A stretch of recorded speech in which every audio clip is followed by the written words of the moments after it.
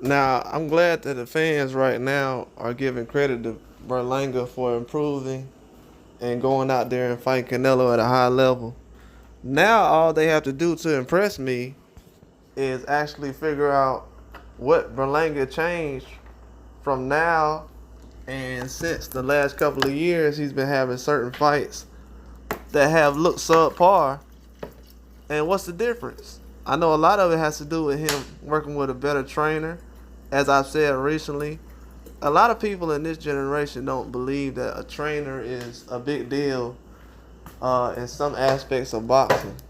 I know a lot of times recently we've heard people criticize other boxers and their fathers who trained them, but Berlanga, I felt like he was kind of missing out on a couple of things. He just needed a change of scenery, which he's obviously got now.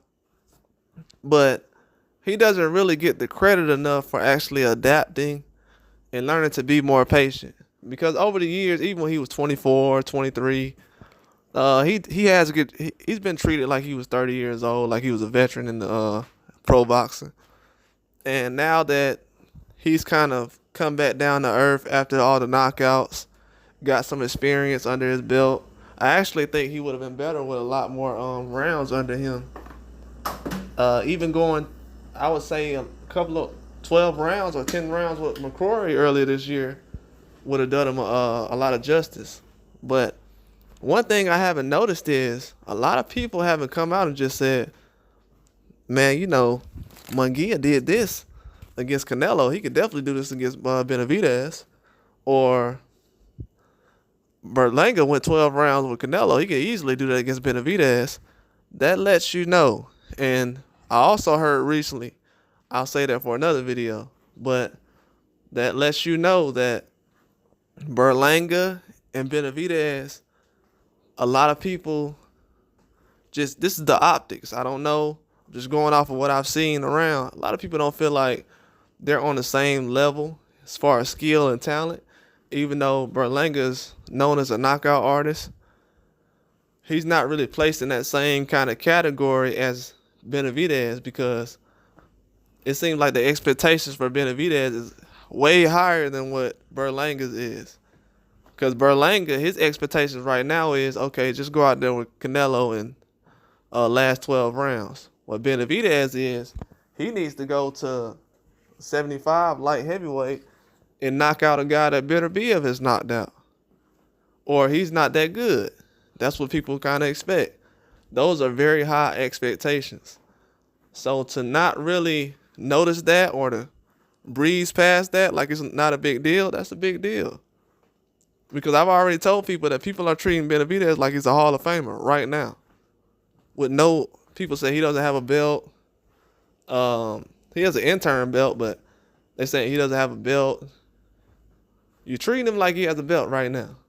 And the guys who don't have a belt, they're not getting treated that way. And I can't really change my energy towards that because I've been saying the same thing for over a past year.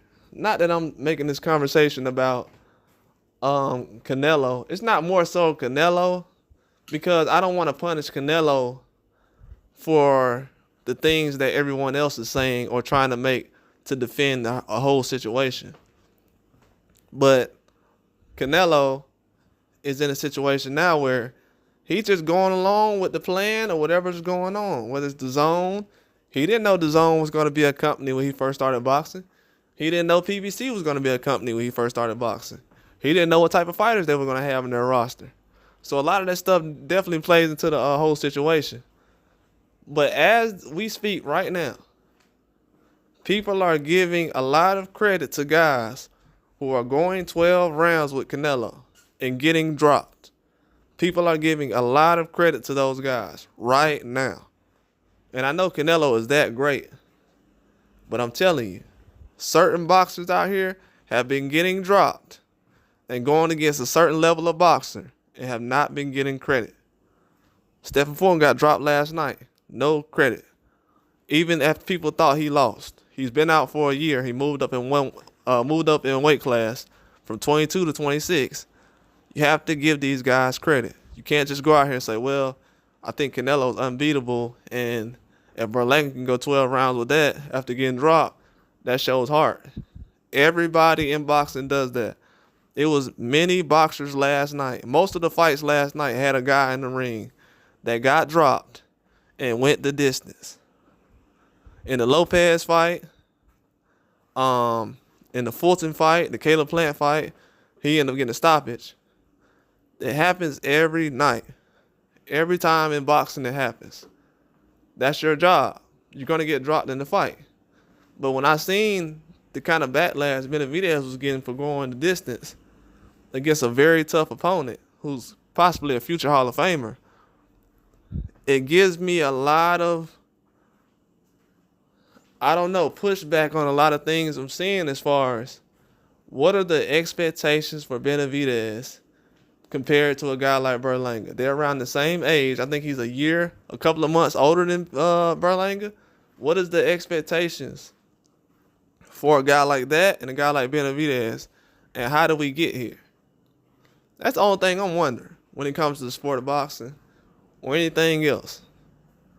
I'm not trying to push nobody against each other, but from what I'm seeing, just on the outside looking in, is Benavidez going to get the same kind of treatment if he ends up going 12 rounds with a Canelo? Absolutely not. People are going to say, man, I told you he shouldn't have been getting in the ring with him. Why are the expectations so high for this young man and so low for everybody else? Is he seen as a threat? So now, are we disrespecting guys who are a threat in boxing? If you're a threat, you're undefeated, you've been knocking out a lot of people. Why is the expectation so high for these guys? People are slandering these guys after a win, and they're praising other guys after a loss. Tell me I'm lying.